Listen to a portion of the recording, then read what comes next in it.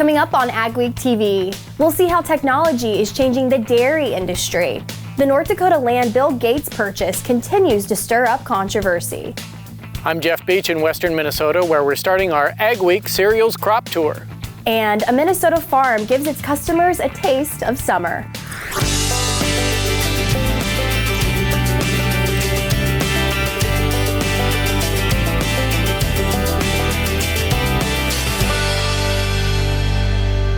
Welcome to Agweek TV. I'm Emily Beal. With relatively stable growing conditions, the weekly U.S. Crop Progress Report shows corn and soybeans holding steady in our region, though Minnesota did see declines in soybean and wheat quality. Nationally, corn condition remained unchanged at 64% good to excellent. The Dakotas are still above 70% good to excellent, while Iowa is now at 81% after a 4% jump. Minnesota and Nebraska are still in the 60s. Soybean ratings nationally held nearly steady this week at 62% good to excellent. The Dakotas are both at 69% good to excellent, nearly unchanged, while condition in Minnesota fell 5% to 63%. Spring wheat ratings improved 4% nationally to 70% good to excellent, but dropped 8% in Minnesota, while staying the same in South Dakota. Wheat improved 6% in North Dakota to 82%. Once again this summer, Agweek is making stops throughout our region, checking on the progress of small grains. We kick off our 2022 cereals crop tour south of Fergus Falls, Minnesota, where Jeff Beach has a wheat update, including a new variety. I'm here at the John Walkup Farm south of Fergus Falls with University of Minnesota Extension agronomist Joachim Wiersma. Joachim, why are we here today? Well, I like to have field tours because all winter we talk about the varieties and the strengths and weaknesses. It's not the same as kicking the tires, but I like people to see the varieties and look at the varieties next to each other. So no better way to do that than actually come out to the yield trials. And you've got a new variety to show off this year, is that right? Yep.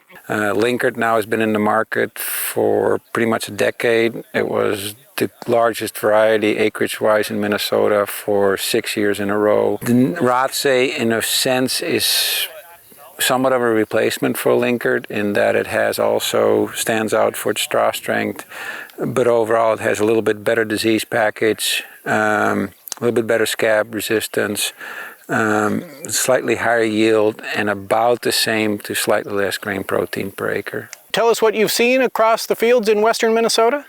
Overall, I'm more optimistic than at the beginning of the season because we started so late. Generally, the crops, what I find in small grains, the stuff that got planted on the last 2 weeks in May, from that May 14th to the 30th of May, shorter, well-tillered, decent head size on them, clean canopies, not a lot of aphids, if any. And right now, with the weather that we have, I'm more optimistic about the yield potential of that crop than I was at planting time. Those really late planted fields, there's going to be a crop to harvest, but it might be wetter than what we're used to. Joachim Wiersma, thanks for joining us on the Agweek Cereals Crop Tour. I'm here on the North Dakota-Minnesota border. We're just in rural Thompson, North Dakota on the Agweek Cereals Crop Tour. Joining me now is Caitlin Landis, Extension Agent in Grand Forks County. Tell us a little bit about what we're seeing today. Sure. So we are out at the NDSU spring wheat, hard red spring wheat variety trials in Grand Forks County. And what we're looking at is different varieties from many different companies and how they compare to each other. What has changed this season in cereals crops versus last season? We have had a very drastic change in our seasons, from last year being very dry to this year where we've been on the wet side, especially earlier this spring. So plants are getting, wheat in general and all crops in general have gotten planted a little bit later this season, and that does have an effect on some types of management for farmers. Share a little bit about some of the disease pressure that you're seeing and how it's being addressed. We are seeing some bacterial leaf streak, and bacterial leaf streak in wheat and barley is one of the most economically important diseases in our area within the past 5 years. Why we're seeing it this year is with some of the high winds and the storms that we've had have kind of created an environment that allows some of these plants that are maybe a little bit more susceptible to it to become infected. Share with us a little bit about small grains and crop rotation in this area. Having a small grain in your crop rotation can be beneficial for a number of reasons. For one, it's a cool season grass or a cool season crop, unlike our soybeans and our corn, which are warm season. So it allows you to get the plant in at a slightly different time of year, and that can help with early season weed pressure. It can help with managing diseases. It's also nice for just a cover and a soil structure and building up some soil structure with a little bit more residue. Caitlin Landis, thanks so much for joining us on the Agweek Cereals Crop Tour. Our cereals tour continues next week.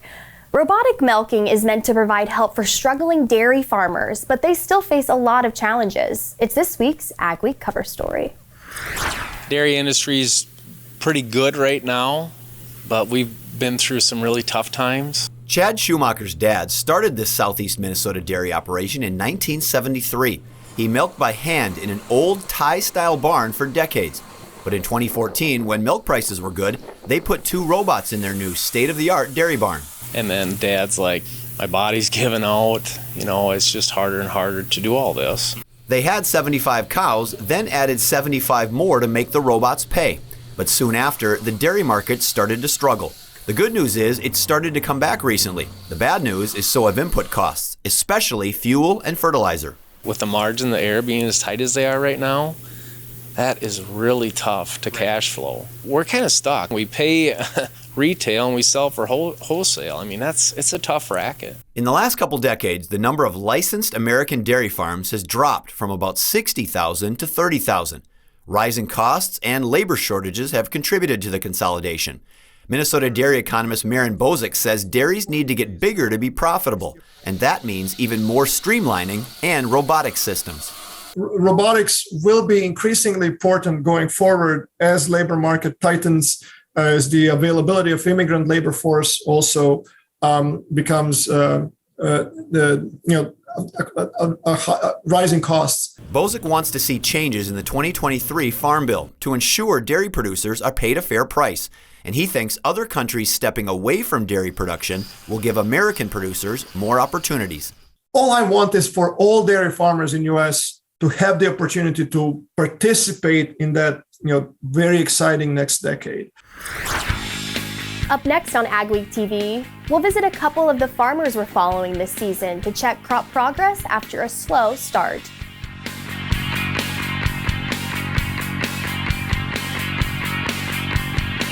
The Agweek Cereals Crop Tour is sponsored by Hefty Seed Company of Wilton and Herdsfield, North Dakota, Corteva Agriscience, and Mosaic. Summer ain't summer without the North Dakota State Fair.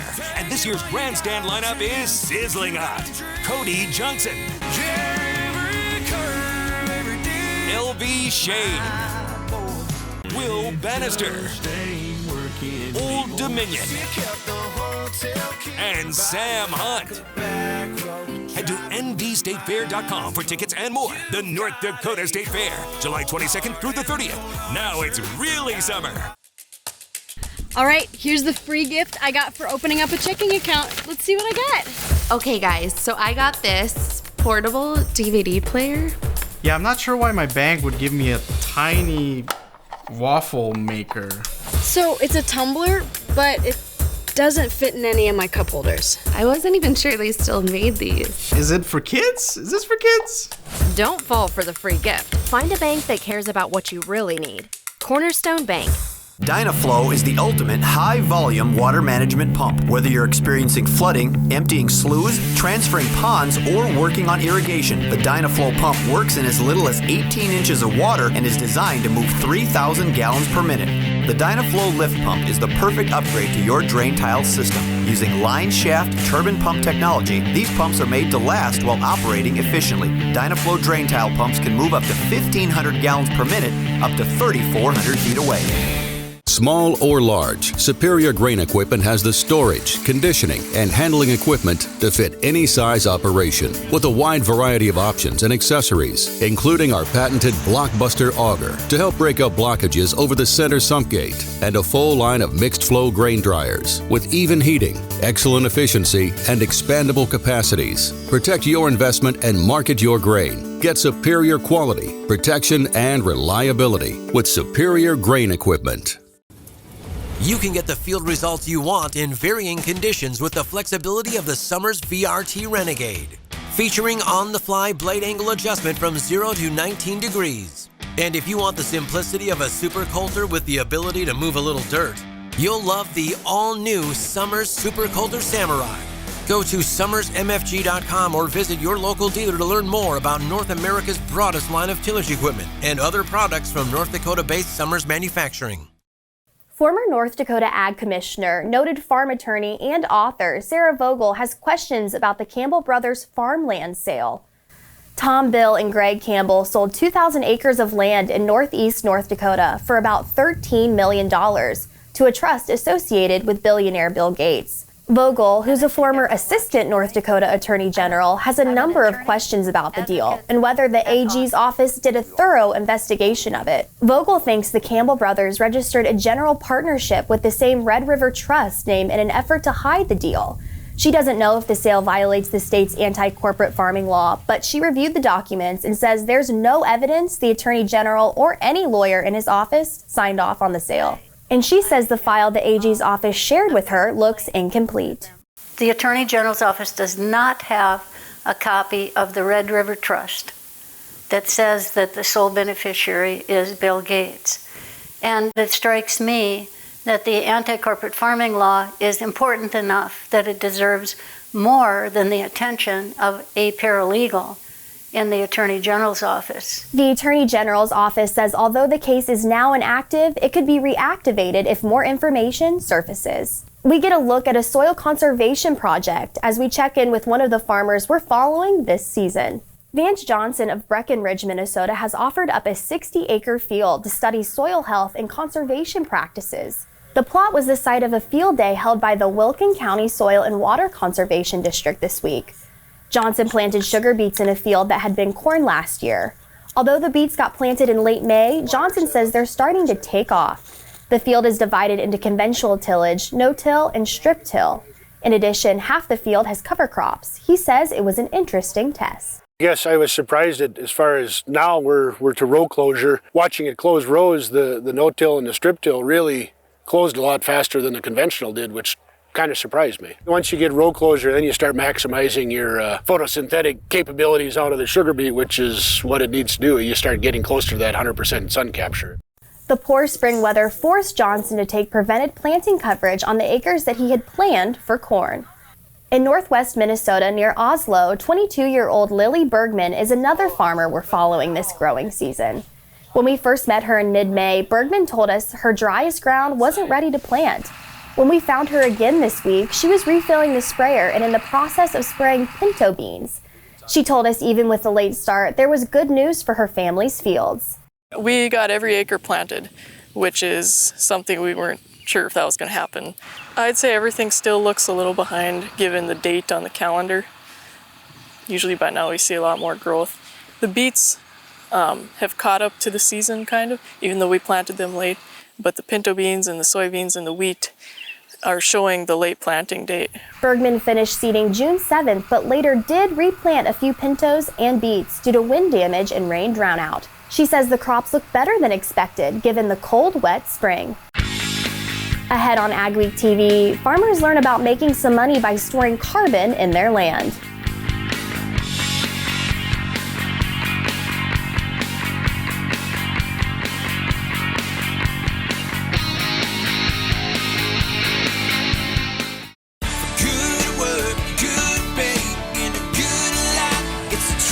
Systems way.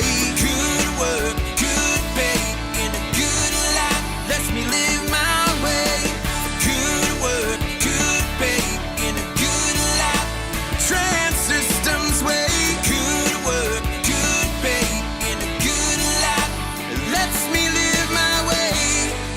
It's the Trans Systems way. Good work. Every season has an end. After spending your whole life building something, it can be hard to move on to your next stage in life. But when that time comes, you deserve to have someone you trust guide you through the process. And by trusting us to pass on your legacy, it gives someone else the chance to create their own. Every auction has a story.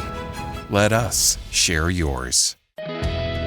For over 130 years, Farmers Mutual of Nebraska has been providing protection from the unexpected. Farmers and ranchers choose Farmers Mutual insurance coverage for their industry experience, prompt claim service, and unmatched financial strength. Experience an insurance plan that's customized for your operation. Visit fmne.com to contact an agent for a quote today. Farmers Mutual of Nebraska, always alongside you. I'm Peter Bosch. I've been working with Gateway Building Systems for a little over 20 years now. I chose Gateway Building Systems to build my shop because I wanted a building that could both be used for my equipment and as a place for my family to hang out and do things.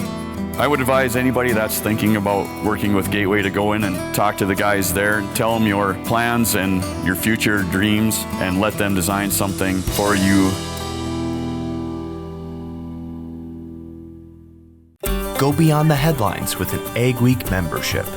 Get in-depth agribusiness reporting, original farm and ranch stories, and fact-based research for the most comprehensive ag news in the upper Midwest. Experienced ag journalists bring you exclusive ag news, insights, and policy updates you won't find anywhere else. Become a member today and get unlimited access to Agweek and Agweek TV. It's been a decent stretch of weather in the region, but could moisture be needed soon? Here's John with our agri-weather outlook. High summer upon us. The weather is not disappointing if you like it hot and dry for agricultural purposes. The hot summer is turning into very much a hot summer in the northern plains and upper Midwest and even across the Corn Belt. A little less so in the eastern Corn Belt. Lots of areas are being a little bit warmer than average. Southern plains and the southwest is where the searing heat has been. But because it's been warmer than average, we're starting to see dry conditions pop up, and that dryness is likely to increase in aerial coverage. It's not quite to say that we're headed into drought specifically, but just short-term moisture shortage. The next few weeks are going to be tough. When it's this hot and it's kind of dry, you have a problem. Here's the last 30 days of rainfall, percent of normal. Percent of average is really maybe a better way of saying it. And when you see these blue shades and purples, that's where rainfall since the middle of June has been running about 200% or about double of normal. So it's fairly wet out in Montana, southwestern North Dakota, green fields, it's beautiful. But wherever you get into the yellows and the reds, which is a large part of the upper Midwest, northern plains, eastern North Dakota, much of Minnesota, a lot of Nebraska down through Iowa, and even patches of the Corn Belt, especially down in Indiana and northwest Illinois, it's getting pretty dry. In some of these places we've seen a quarter to a lot of places about half of average rainfall. So things are getting pretty dry. And with that in place, this hot weather that we have, it's not helping. So crop stress is going to be an issue over the next couple of weeks. Warm to hot conditions all up into the northern plains. There are going to be some days where you're going to see temperatures getting up well into the 90s early this week into North Dakota. I think the heat will, back off a little bit in the far north, but generally speaking, it's going to be considerably warmer than average. There will be a lot of days down here in the central plains where temperatures are at or above 100 degrees like it's been being. I don't see it getting remarkably worse, but it will continue to be this week very hot summer. Here in the northern plains, we will see, I think, by the weekend, some relaxation. You're going to see, instead of being mostly upper 80s and 90s, you might see it briefly drop back into more consistent 80s for a while as we're looking at the second week, which would be the last week of July. But I don't really anticipate the hot weather really abating that much. Lots of days in the 90s in the Dakotas and not much rainfall. The areas of the U.S. getting rain will be the eastern seaboard. Southern Canada will continue to be wetter than average. Monsoonal rains in the southwestern mountains, but a lot of the Great Plains region will be fairly dry over the next 2 weeks. And with the warm temperatures, there is no way that that will be able to keep up with evaporation rates, so the dry get a little drier. It's summertime, and that means it's time for Farm Fest. Join us for more of what you love, August 2nd through the 4th. Farm Fest brings you more demonstrations, family entertainment, food vendors, and exhibits. Take in the FarmFest forums and visit the seed plots. Ride and drive demonstrations and new networking lounge with live music and refreshments. See for yourself at FarmFest, August 2nd through the 4th. For tickets, visit farmfest.com. Network, learn, grow, and experience more at FarmFest. Every season has an end. After spending your whole life building something, it can be hard to move on to your next stage in life. But when that time comes, you deserve to have someone you trust guide you through the process. And by trusting us to pass on your legacy, it gives someone else the chance to create their own. Every auction has a story. Let us share yours. Small or large, Superior Grain Equipment has the storage, conditioning, and handling equipment to fit any size operation with a wide variety of options and accessories, including our patented Blockbuster auger to help break up blockages over the center sump gate, and a full line of mixed flow grain dryers with even heating, excellent efficiency, and expandable capacities. Protect your investment and market your grain. Get superior quality, protection, and reliability with Superior Grain Equipment. We have products that no other companies have. That gives us a bit of an advantage and a bit of an edge, and it provides some security to our customer base that we've been here, we're here to stay, and we want to still provide these new innovations to the customers today. It's cold granulated products where we're putting together multiple nutrients. We've got products in our Micro Essentials lineup that contain sulfur and zinc, and we also have products on our potash side which contain boron, which is a newer product for us, which is called Aspire. It's going to be an interesting year in agriculture. We have already seen the markets trade to new crop highs and levels not seen in years. There is uncertainty around the 2022 growing season. Will drought impact production? How many acres will be switched? And will demand remain strong? Are you getting the information you need to make the right marketing decisions? With the changing market environment, maybe it's time to change how you approach your grain marketing. Let Martinson Ag Risk Management get you the news that matters and a marketing plan that suits your needs. The carbon market could offer farmers some extra income, but it can be very confusing. Farmers learn more about the on-again, off-again carbon market at the Cultivate Ag Tech Conference in Fargo. Removing CO2 from the atmosphere through regenerative farm practices is thought to help reduce greenhouse gases. One of the newer high-profile players in that industry is Nori Incorporated, a tech company based in Seattle, Washington. Nori is working to create a carbon market and sequestering as much carbon as possible. Nori is paying $20 per ton of carbon sequestered, which translates to about $10 an acre per year. But Nori CEO Paul Gamble says the market is still being developed.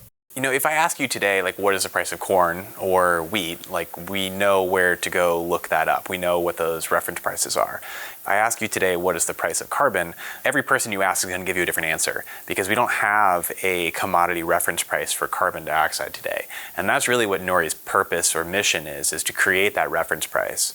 Company officials say Nori has already transacted more than 100,000 tons of CO2 since starting in 2019. And paid out $1.5 million to farmers.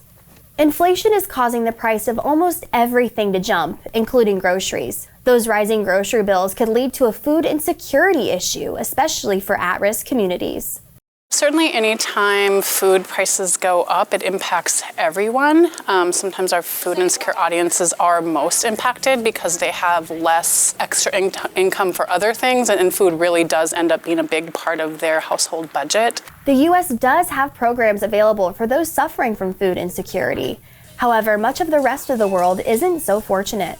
Within the United States, we have a very strong support system in the form of food assistance and the SNAP program to try and help support those that are lower income that are having trouble. On the international stage, a lot of other countries don't have that support system. And so the UN in particular is most concerned about what's happening internationally. University extension programs teach people about saving money on groceries. For more information, contact your local office.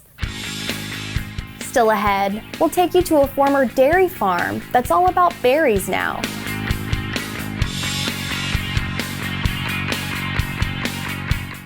Summer ain't summer without the North Dakota State Fair.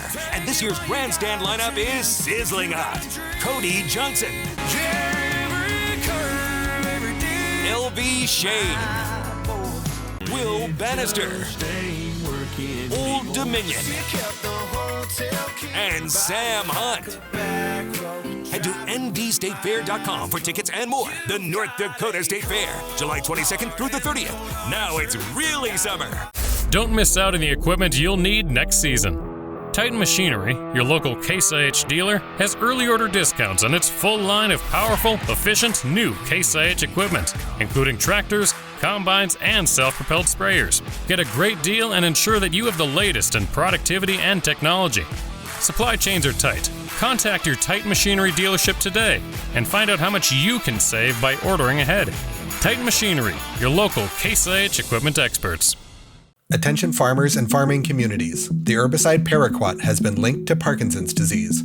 Paraquat, also known as Gramoxone, is still being used in the U.S. on corn, soy, and wheat crops and puts farm workers in danger. Producers across the country have filed lawsuits claiming that paraquat caused their Parkinson's disease and that the manufacturer failed to warn about the chemical's risk of neurological damage. If you or a loved one was diagnosed with Parkinson's after direct or indirect exposure to paraquat, call or visit solberglaw.com.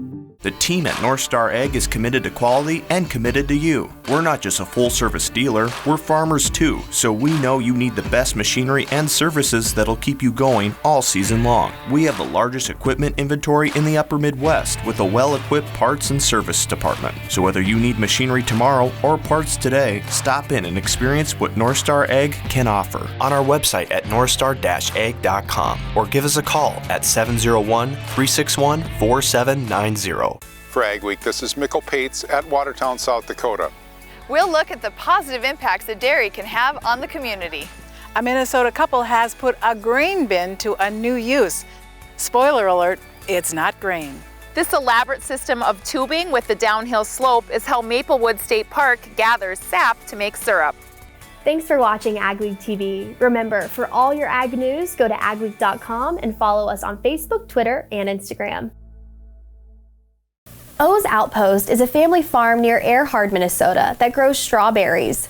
The O's got into the berry business after dispersing their dairy cattle herd. My parents wanted us kids to have a work ethic, so they decided on planting a bunch of strawberries, and we did about an acre the first year. We've been doing it for about 15 years now. The O's also sell beef and poultry off their farm directly to the public. More people wanting to know where their food comes from these days. Here they can give us a call and just come out and see what we got going on and see how things are raised. The O's are fixing up the farm's original dairy barn, where they hope to turn it into a store for their products. Stories you'll only see on agweek.com and in Agweek magazine this week. A ramen noodle factory is opening in South Dakota and will use wheat grown in the area. And Minnesota's Department of Agriculture made its first trade mission to the African country of Ghana. We appreciate you watching Agweek TV. Remember to check us out daily on Facebook, Twitter, and Instagram to keep up on all your ag news. We'll see you next week.